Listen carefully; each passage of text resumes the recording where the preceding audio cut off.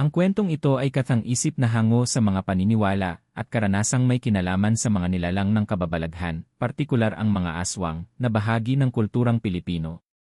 Bagamat ang ilang bahagi nito ay maaaring hango sa tunay na mga karanasan o paniniwala, ang layunin ng akdang ito ay magbigay aliw at magpahayag ng mga aral mula sa mga kwentong bayan.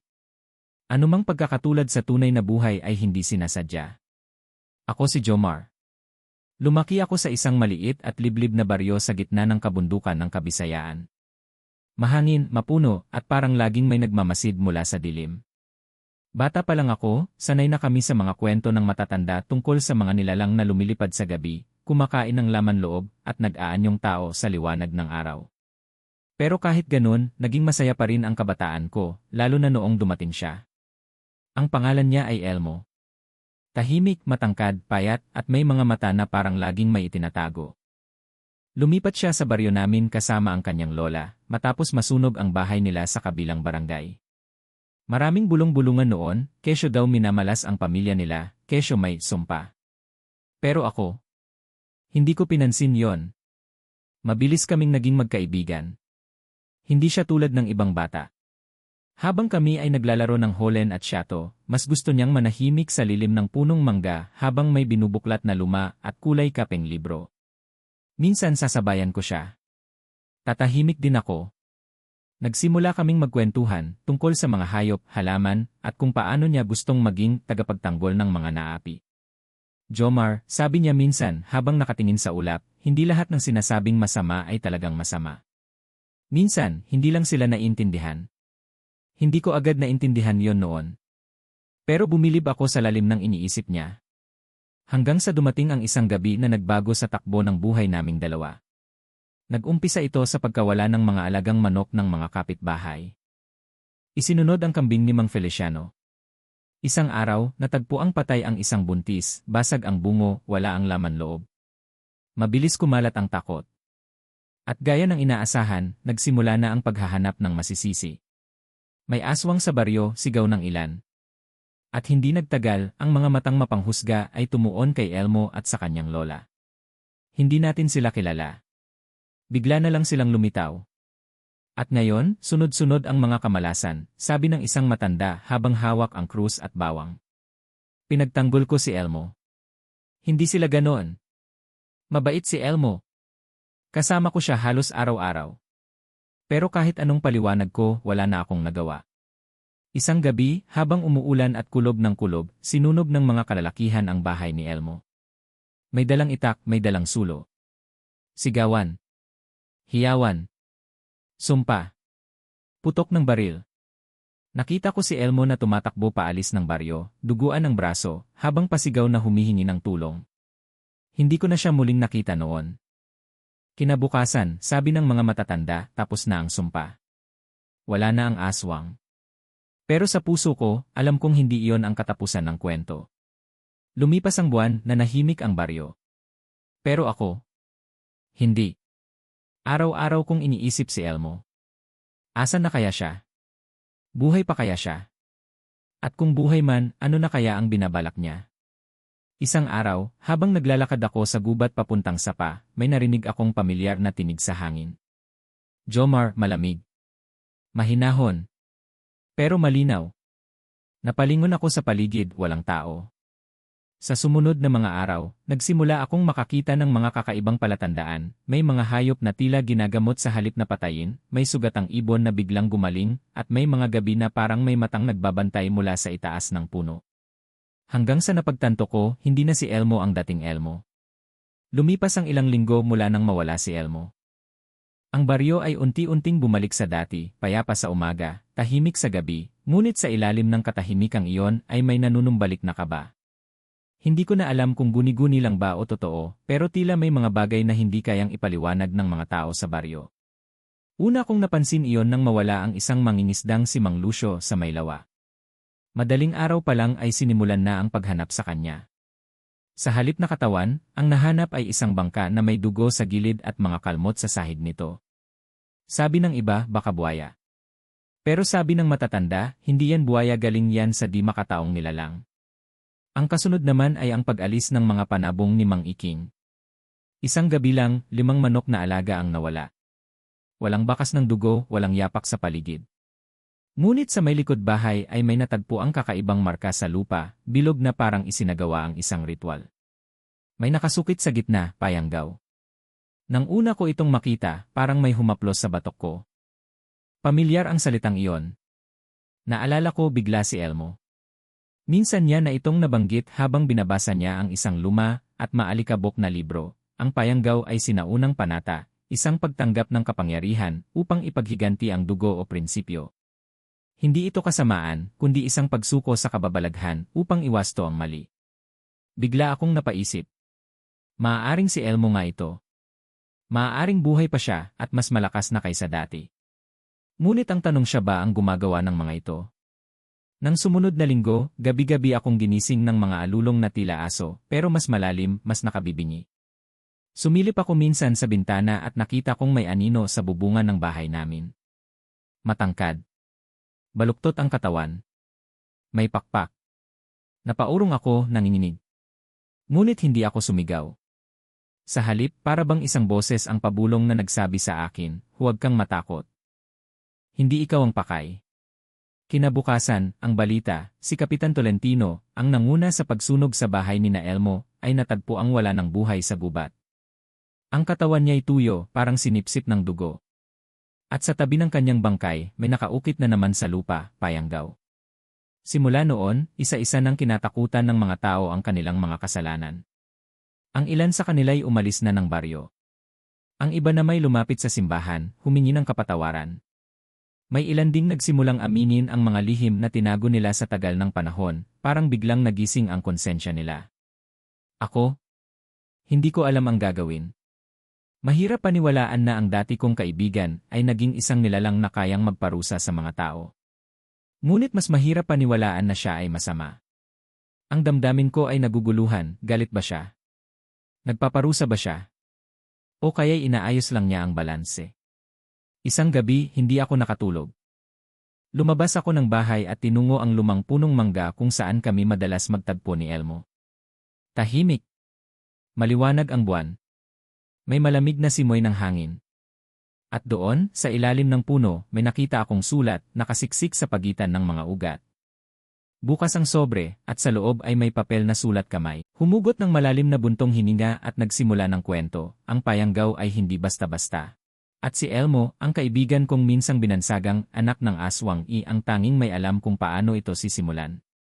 Hindi pa man tuluyang humuhupa ang takot sa mga kababaryo. Isang matinding balita ang lumaganap, isang matandang lalaki mula sa kabilang barangay ang nagtungo sa baryo. Ang kanang mga bantay lahi, mga tagapagtanggol ng hangganan sa pagitan ng mundo ng tao at mundo ng mga nilalang ng dilim.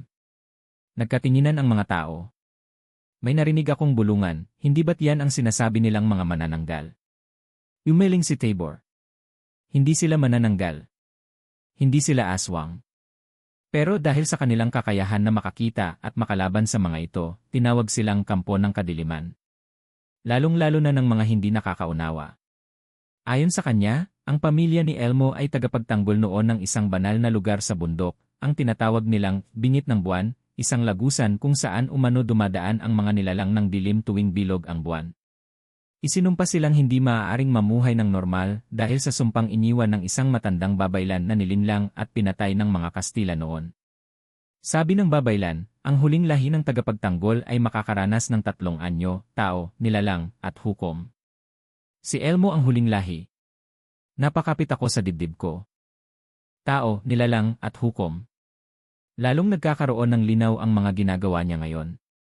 Nangyari ang trahedya ng gabing iyon sa kadahilanang matagal ng pinaghihinalaan ng mga matatanda ang lola ni Elmo.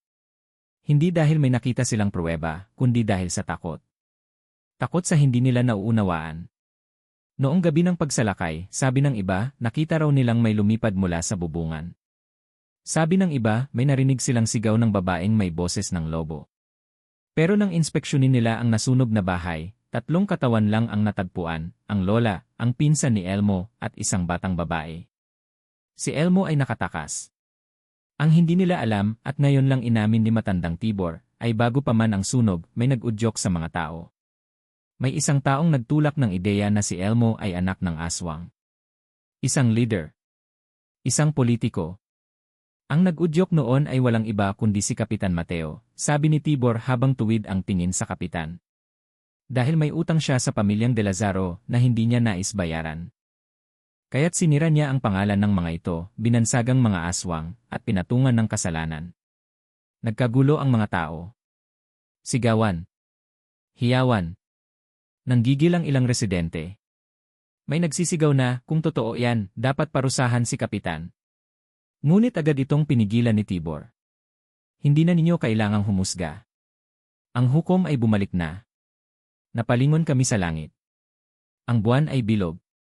Mapula. At may anino ng malaking nilalang na dumaan sa ibabaw ng barangay hall. Kinagabihan, isang malakas na pag-ulan ang bumagsak. Umalinggaw sa kabundukan ang alulong na parang may hinahanap. Nagsara ang lahat ng bahay. Walang lumabas. Ang ilang matatanda ay naglagay ng bawang at asin sa pinto. Ngunit para sa akin, alam kong hindi iyon ang target ng gabing iyon.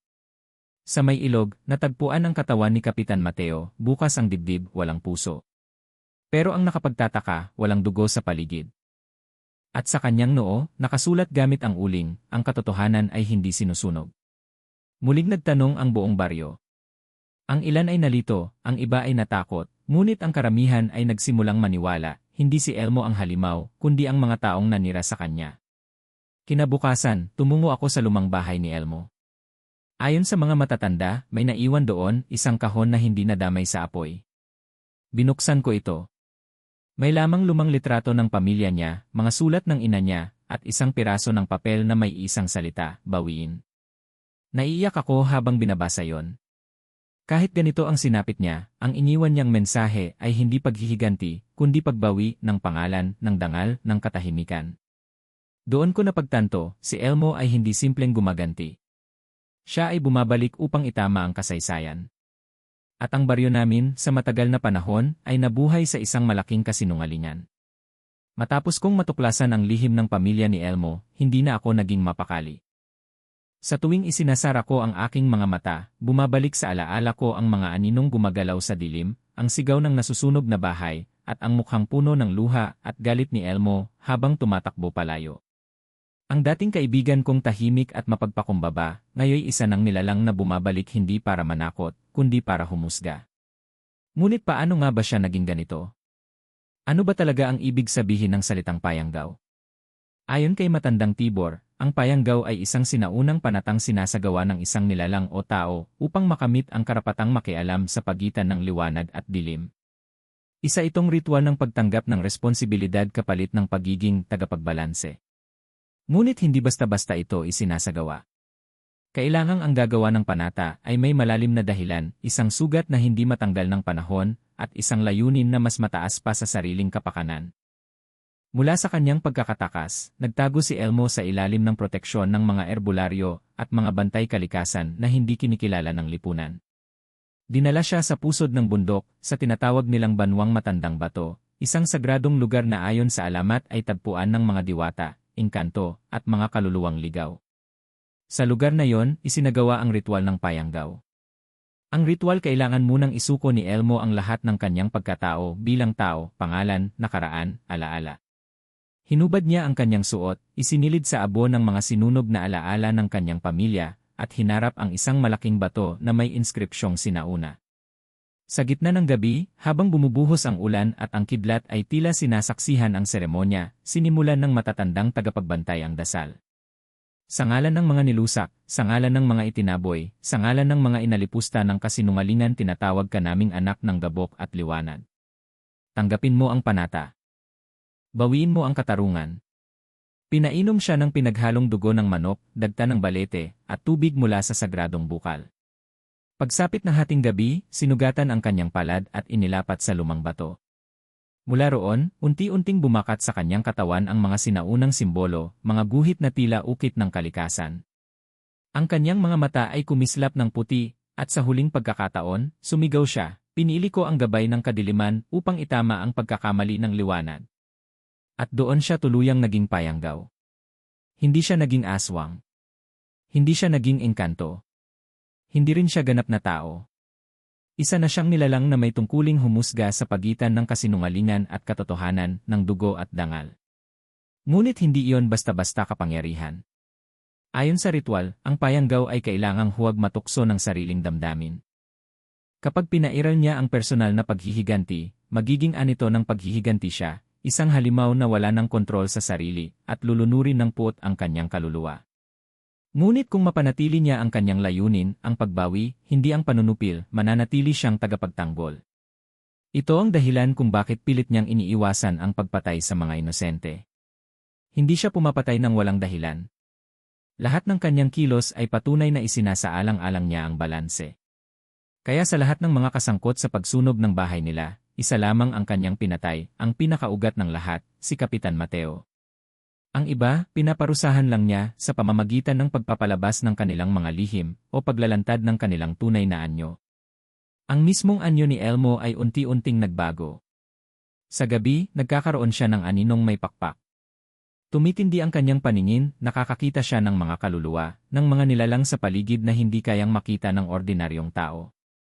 May kakayahan siyang maghilom ng sugat, magwasak ng kasinungalingan sa isang tingin, at magpadala ng mga pangitain sa mga taong kailangang managot. Minsan, habang natutulog ako, nanaginip ako na nakatayo ako sa gitna ng apoy. Sa harapan ko ay si Elmo, ngunit hindi siya ang batang kilala ko noon. May guhit sa kanyang mukha, may pakpak sa kanyang likod, at may hawak siyang baston na gawa sa butot kahoy. Jomar, Anya, hindi mo na ako makikilala tulad noon. Pero kailangan kong ipagpatuloy ang sinimulan ko. Hindi ito para sa akin. Para ito sa mga hindi na naririnig. Para ito sa mga sinunog ng kasinungalingan. Nang magising ako, punong-puno ng pawis ang katawan ko. Ngunit sa dibdib ko ay may nakapatong na isang butil ng asin at isang piraso ng dahon ng banaba. Alam kong galing sa kanya yon. Hindi niya ako kinalimutan. Hindi rin ako dapat lumimot sa kanya. Sa panahong iyon, nagsimula na rin akong makaramdam ng kakaibang bagay sa sarili ko. Para bang unti-unti na rin akong nakakakita ng mga bagay na dati kong hindi nakikita. Sa bawat pagdapo ng hangin may kasamang bulong. Sa bawat aninong lumalampas may kahulugan. Napagtanto kong hindi lang pala si Elmo ang binago ng ritual. Pati ako, ang kaibigang nanatiling tapat, ang saksi sa kasaysayan, ay tinatawag na rin ng liwanag at dilim upang pumili ng panig. Ilang buwan matapos ang ritual ng payanggaw, isang gabi ng Lunes, kasabay ng ulan na tila may dalang luha ng mga ninuno, ay muling lumitaw si Elmo sa baryo namin. Ngunit hindi siya dumating upang magpasikat. Hindi rin siya dumating para takutin ang mga tao. Tahimik siyang pumasok, sakay ng isang karitong hinihila ng kalabaw. Ang driver ay isang matandang bulag na albularyo, si Lolo Igme, na kilalang kilala sa mga karatig baryo bilang tagapagbantay ng mga sagradong lugar. Sa likod ng kariton ay may nakabalot sa itim na tela, parang kabaong. Ang mga tao ay nagsimulang lumabas ng bahay, nagsisilip mula sa bintana. Ang ilan ay mabilis na nagsara ng pintuan, sinabayan pa ng pagwiwisik ng asin. Ang iba na may hindi nakakilos na tulala. Isang batang babae ang muntik mapasigaw pero pinigilan ng kanyang ina. Ngunit hindi sumigaw si Elmo. Hindi rin siya nagpakita ng galit. Sa halip, tahimik siyang bumaba ng kariton, dala ang baston na yari sa buto at kahoy. Nakatitig siya sa paligid, sa bawat bahay, bawat bakod, bawat mukha na minsang tumalikod sa kanya. Tahimik ang gabi. Walang alulong. Walang kulog. Ngunit sa bawat hakbang niya, para bang sumisikip ang hangin. Tumigil siya sa harap ng lumang bahay ni Kapitan Mateo, ngayoy abandonado. Pinatungan niya ito ng ilang dahon ng banaba, ikinumpol sa gitna ng bakuran, at saka umupo sa lilim ng puno ng langka. Sa tabi niya, binuksan ni Lolo Igme ang nakabalot na itim na tela. At mula roon, inilabas nila ang isang makalumang libro ng kasaysayan ng baryo, na ayon sa sabi-sabi, ay matagal nang nawala sa sunog. Ngunit ang katotohanan, ito pala'y iniligtas ni Elmo bago pa man tuluyang lamunin ng apoy ang kanilang bahay. Itinaas ni Elmo ang libro at nagsalita sa unang pagkakataon, mga taong ginising ng takot at pinatahimik ng kasinungalingan, narito ang tunay na kasaysayan. Narito ang mga pangalan. Narito ang mga utang. At narito ang mga tinabunan niyo ng putik ng kahihiyan. Binuklat niya ang isang pahina kung saan may mga listahan ng donasyon at utang ng mga taga-baryo sa pamilya nila, pautang sa bigas, pamasahe sa ospital, abuloy sa patay. Nandoon ang mga pangalan, petsa, lagda. Isa-isang lumapit ang mga matatanda, pinilit lumapit sa kabila ng takot. Si Mang Iking, si Aling Sean, si Lola Nena, lahat sila'y nakatitig sa mga pangalan. Maging ako, hindi makapaniwala. Hindi ito pagbubunyag para sa kahihiyan, ani Elmo. Ito ay paalala. Bago ninyo kami tinawag na halimaw, kami muna ang naging sandigan ninyo. Nang gabing iyon, hindi pinilit ni Elmo ang kahit na sino. Ngunit sa tahimik niyang kilos, unti-unti niyang inilantad ang mga kasalanan ng baryo, hindi sa galit, kundi sa paraang hindi maitatanggi. Walang dugo. Walang sigaw. Katotohanan lang. Ngunit hindi lahat ay natuwa. Si Ginoong Bayani, ang dating tanod na sumaksak sa tito ni Elmo noong gabing sinunog ang bahay nila, ay pilit na tinanggi ang lahat. Wala akong kasalanan. Ginawa ko lang ang iniutos sa amin. Ngunit biglang sumalubong ang hangin. Naputol ang isang sanga ng punong langka at tumama sa lupa sa harapan niya. Lumitaw sa lupa ang isang marka, may alam ka. Wala kang ginawa. Napatras si Ginoong Bayani. Umiyak. Napaluhod. Patawad-patawad, Elmo, ngunit hindi lumapit si Elmo. Tumalikod siya at sinabing, hindi ako ang dapat mong hingan ng tawad. Patawarin mo ang sarili mo kung kaya mo. Sa sumunod na araw, nag-iba ang ihip ng hangin sa baryo. Ang mga taong dati mapagmataas, ngayon ay tahimik na. Ang mga bakanting bahay ay nilinis. Ang lumang kapilya ay binuksan muli. Nag-umpisa ang mga tao na magsulat sa harap ng bahay nila ng malaya sa kasinungalingan. Handa sa katotohanan. Pero alam kong ito pa lang ang simula. Dahil sa dulo ng baryo, sa paanan ng bundok, may mga bagong galaw. May mga kabataang nawawala. May mga batang umiiyak sa gabi. At may usap-usapang may itim na nilalang sa kabilang sityo, isang tunay na aswang na bumabalik upang isumpa ang sinumang nagtatakwil ng dugot panata. Alam ni Elmo ang tungkol dito. Alam kong ang pagbabalik niya ay hindi lang para sa personal na paghihiganti. Ito'y paghahanda para sa mas malalim na digmaan. At ako. Ako ang kanyang tinig sa mga hindi niya makausap. Ako ang mata ng mga hindi nakakakita. Ako ang kaibigang minsang pinili niyang pagkatiwalaan. Ngayong bumalik na siya, alam kong hindi pa tapos ang lahat. Ilang linggo matapos ang tahimik ngunit makapangyarihang pagbabalik ni Elmo, unti-unting nanumbalik ang katahimikan sa baryo. Ngunit sa likod ng katahimikang iyon, may unti-unting bumubulwak na panibagong banta. Hindi ito kagaya ng mga dati, hindi ito mga kasalanan ng tao, hindi ito takot lang na guni-guni. Ito ay isang presensya. Isa itong aninong matagal nang naghihintay. Isa itong pinuno ng kadiliman. Ang mga bata ay nagsimulang managinip ng pare-parehong imahe, isang malaking nilalang na may itim na balat, mapupulang mata, at mahahabang kuko. Sa kanilang panaginip, may mga tinig na humihila sa kanila patungong gubat, na tila may humihiling sa kanilang bumalik sa pinagmulan. Maging ang mga hayop ay naging balisa. Ang mga aso ay tahol ng tahol sa 10 oras ng gabi. Ang mga manok ay hindi na nangingitlog. May mga baka na tila nagwawala sa gitna ng gabi, at kinabukasan ay natatagpo ang patay, tuyong-tuyo ang katawan, walang dugo, walang bakas ng kagat. Parang sinipsip ng hangin ang kanilang buhay. Ang mga matatanda sa baryo ay nagtipon sa simbahan at nagdasal ng 3 araw. Ngunit sa ikatlong gabi, ang krus sa altar ay nabali. Ang imahen ng sto. Nino ay natagpuang may bitak sa noo. Isa lamang ang ibig sabihin nito para sa mga nakakaalam, may mas malakas pa sa paniniwala ng tao. Nagsimula kaming magtanong kay Matandang Tibor, ang ermitanyong tumulong kay Elmo. Doon niya isiniwalat ang matagal ng lihim na hindi lahat ng aswang ay pare-pareho. Ang mga ordinaryong aswang ay nilalang na dating tao. Nahawa, isinumpa, o pumili ng dilim para sa kapangyarihan. Pero may ilang aswang na hindi galing sa tao. Mga orihinal na nilalang ng dilim, mga anak ng unang takip silim. Sila ang mga tinatawag naming ulangon. Ayon sa alamat, ang mga ulangon ay mga nilalang na isinilang mula sa unang gabing walang buwan, pinakain ng dugo ng 10 birhen, at pinalakas ng kasinungalingan ng sangkatauhan. Ang mga ito ay may kakayahang mamuno sa mga ordinaryong aswang, kaya tinatawag silang pinuno ng dilim. Isa sa mga ulangon ay matagal nang nagkukubli sa paanan ng bundok sa likod ng baryo.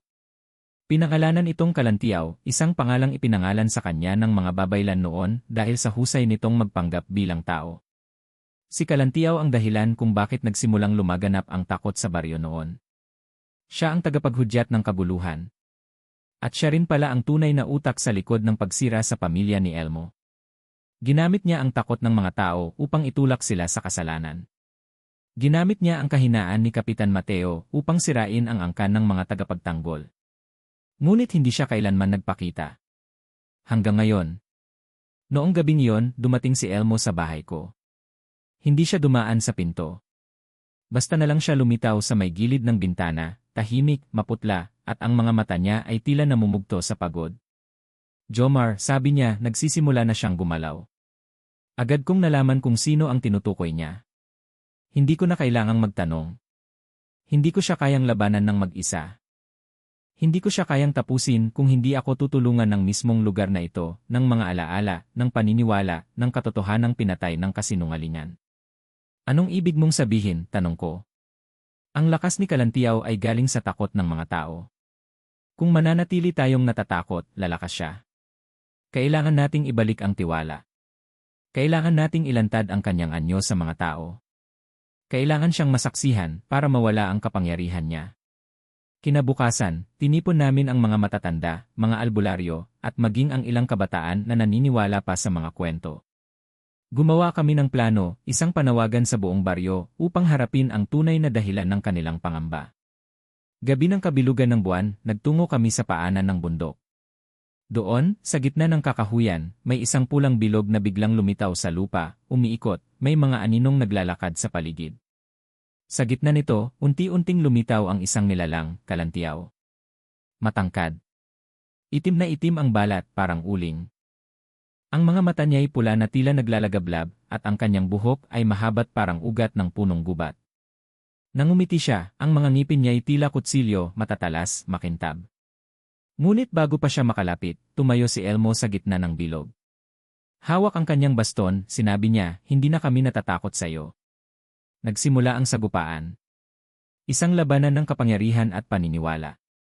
Ang lupa ay lumindol. Ang hangin ay bumigat. Ang mga dahon ay umiikot sa paligid na parang buhawi ng kaluluwa. Ngunit habang patuloy ang pag-atake ni Kalantiaw, isa-isa namang lumalapit ang mga tao sa gilid ng gubat. Nagtataas sila ng kandila, nagdarasal, sumisigaw ng katotohanan, hindi ikaw ang may kontrol sa amin. Tama na ang kasinungalingan. Hindi kami alipin ng takot. Sa bawat salitang totoo, unti-unting humihina si Kalantiaw. Nang mahulog ang kanyang maskara, tumambad ang tunay niyang mukha, hindi isang halimaw, kundi isang nilalang na puno ng kasakiman, takot, at galit ng sangkatauhan. Sa huli, si Elmo ang bumigay ng huling palo gamit ang baston niya. Tumama ito sa dibdib ni Kalantiaw, at mula roon ay pumutok ang liwanag na parang sumiklab ang araw sa gitna ng gabi. Matapos ang pagbagsak ni Kalantiaw, hindi pa rin natapos ang laban. Akala namin ay iyon na ang katapusan ng dilim, na ang pagkatalo ng kanilang pinuno ay sapat upang pawiin ang banta. Ngunit nagkamali kami. Ilang araw matapos ang tagumpay sa paanan ng bundok, may mga ulat na muli na namang may nawawalang bata. May mga hayop na natatagpo ang gutay-gutay, hindi sinipsip ng dugo kundi pinaghahampas at pinagdudurog na tila galit na galit ang gumawa. Ang dating malamig na hangin ng baryo ay bigla na lamang uminit sa gabi, na para bang may bumubulong-bulong sa kadiliman. Dumating si Elmo sa bahay namin isang gabi. Ang kanyang mukha ay hindi mapakali, parang may mabigat siyang alam. Jomar, sabi niya, hindi natin napatay ang kasamaan. Natanggal lang natin ang ulo. Pero buhay pa ang katawan. Ipinakita niya sa akin ang isang sinaunang sulat na natagpuan niya sa lumang kuweba ng mga babaylan. Isinulat ito sa lumang baybayin, ngunit naisalin niya, kapag ang ulo ay napugutan, ang katawan ay lalaban sa pagkalusaw. Ang mga tapat sa dilim ay mag-aalab. At ang huling gabi ay magiging pinakamatindi. Lumipas ang isang linggo. Ang baryo ay tila lumulubog sa kaba. Lahat ng ilaw ay binabantayang mabuti. Ang mga pintuan ay hindi binubuksan kapag may kumatok sa gabi. At isang gabi dumating ang senyales. Sa langit, nagkaroon ng pulang buwan hindi dahil sa eklipse, kundi parang pinapahid ng dugo. Sa gitna ng katahimikan, narinig namin ang isang ungol, mahaba, malalim, at puno ng puot. Tila hindi ito hayop at lalong hindi tao. Isa itong panawagan. Isa itong senyas ng pagsalakay.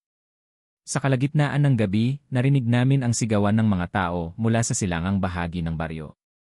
Tumakbo kami, kasama ang ilang albularyo, mga kabataang handa na ring lumaban, at si Elmo. Sa gilid ng sapa, nakita namin ang isang grupo ng mga nilalang. Hindi sila ordinaryong aswang. Mas malalaki, mas mabilis, at tila mas galit. Ang kanilang balat ay parang itim na basang uling, at ang kanilang mga mata ay tila puting-puti, wala ng emosyon, puro bangis na lamang. Mga tanod ng kadiliman, bulong ni Elmo. Sila ang hukbo ni Kalantiaw. At ngayong wala na siya, layunin nilang sirain ang lahat na naging dahilan ng pagbagsak niya. Isang matinding labanan ang sumiklab. Hindi ito gaya ng laban noon, hindi lihim, hindi tago. Ito'y sagupaan ng liwanag at dilim. Ang mga kandila ng mga tao ay naging sandata. Ang mga dasal ng mga matatanda ay parang bombang sumasabog sa paligid. Ngunit sa bawat tanod na bumabagsak, may isa pang sumusulpot. Habang lumalalim ang gabi, napansin naming may isang sentro kung saan sila nagmumula, ang mismong gubat na pinagmulan ng mga alamat. Doon din nagtatago ang natitirang lakas ng kadiliman, ang puso ng nilikhang kadiliman ni Kalantiaw. Nagpasya si Elmo na pumasok sa loob ng gubat, kasama ako at ilan sa mga pinakamatapang sa grupo. Dinala namin ang mga bato ng liwanag na ginawa mula sa asin, dasal, at langis ng nyog, itinuro ito sa amin ni matandang T. Mula sa kanyang bulsa ay kinuha niya ang kwintas na iniwan ng kanyang ina, isang bagay na puno ng panalangin at pagmamahal. Nang itapat niya ito sa nilalang, nagliyab ito ng bughaw na apoy. Sabay kaming sumigaw ng dasal. Ang mga kasama namin ay nagsindi ng mga bato ng liwanag at ipinukol ito sa anino. Isa-isa itong sumabog ng liwanag, at sa bawat pagsabog ay naririnig namin ang sigaw ng mga tinig sa kadiliman. Napapaatras ang nilalang. Ngunit bago ito tuluyang bumagsak, tinangkang pasukin ni Kalantiaw si Elmo upang ang kanyang alaala ay mabuhay sa loob ng isang tagapagtanggol. Isang uri ng pagkontrol sa katawan ng kabutihan. Kung hindi mo ako kayang talunin, Jomar, tapusin mo ako, sigaw ni Elmo habang nilalabanan ang puwersang sumasapi sa kanya. Hindi ko alam ang gagawin ko noon. Kaibigan ko siya. Halos kapatid na. Ngunit alam ko rin ang kanyang hinihiling. Dahan-dahan akong lumapit, hawak ang huling bato ng liwanag. Pinikit ko ang aking mata at saka ipinukol iyon sa kanyang dibdib. Isang napakalakas na liwanag ang sumabog. Tumigil ang hangin. Tumahimik ang kagubatan. At nang buksan ko ang aking mata, wala na si Elmo. Wala na rin ang nilalang. Ang altar ay naglaho. Tila hindi ito kailanman naging totoo. Nagising ang baryo sa katahimikan. Hindi na ito ang uri ng katahimikang nakakatakot, kundi isang katahimikang tila may sinimulang bago, isang panibagong yugto. Mula sa kagubatan, ako'y bumalik mag-isa. Ang mga tao, nang makita akong duguan ngunit buhay, ay agad na lumapit. May mga matang naghahanap kay Elmo. Mga tanong na wala akong sagot kundi isang mabigat na tango. Hindi siya nasayang, ang tanging nasambit ko. Siya ang dahilan kung bakit tayo buhay. Nang gabing iyon, pinagbuni ng buong baryo ang kanyang sakripisyo. Sa gitna ng plaza, inilagay nila ang kanyang lumang larawan, isang kuha habang siya ay tumutulong sa pag-ani ng palay. Walang espada, walang sigaw, walang kapangyarihan, isang simpleng kabataan na may pusong handang lumaban para sa kabutihan. Ilang araw ang lumipas. Muling bumalik sa normal ang mga tao. Ngunit hindi ito yung dating normal. Mas naging mapagmasid sila. Mas naging mapagmatsyag sa gabi. Ang mga albularyo ay muling iginagalang at pinapakinggan. Ang mga alamat, dating kinukutya, ay ngayoy tinuturo na sa mga paaralan bilang bahagi ng kasaysayan. Ako na may nagpatuloy sa pangako ko kay Elmo, ang bantayan ng baryo, ang ipasa ang kaalaman sa susunod, at huwag hayaang malimutan ang mga nangyari. Nagtayo kami ng maliit na silid sa tabi ng sapa, kung saan unang nakita ni Elmo ang kakaibang pangyayari. Ginawa namin itong bahay ng alaala. Naroon ang mga kagamitan ng mga lumaban, mga larawan ng mga nawala, at mga sulat ni Elmo sa kanyang nanay na hindi na niya naipadala. Sa mga bata, ikinukwento ko ang kabayanihan niya sa simpleng paraan. Hindi ko sinasabi agad ang tungkol sa anino o nilalang. Ang tinuturo ko sa kanila ay ang kabutihang hindi naghihintay ng kapalit, ang tapang na nagmumula sa pagmamahal, at ang paninindigan kahit wala kang kapangyarihan. Isang araw, may batang lalaking lumapit sa akin. Hawak niya ang isang laruang espada gawa sa kahoy. Sino po si Elmo? Tanong niya. Umiti ako. Isa siyang taong minahal ang bayan higit pa sa sarili niya. Gusto ko po siyang gayahin, sabi ng bata. Nang sandaling iyon, alam kong hindi na sayang ang lahat.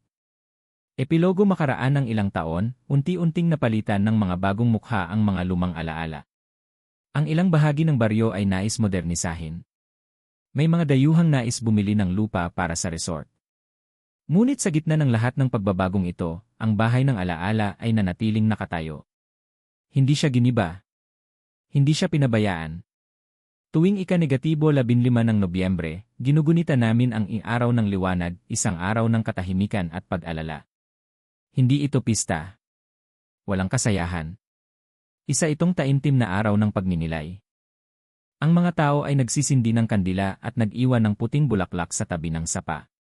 Isang alay para sa mga lumaban at isang paalala sa mga naiwan. At tuwing gabi ng selebrasyon, sinasabi nila na may isang bughaw na apoy na biglang lumilitaw sa gitna ng kagubatan. Hindi ito nakakatakot. Hindi ito nakakapinsala. Isa lang itong liwanag na tila nagsasabing, 4.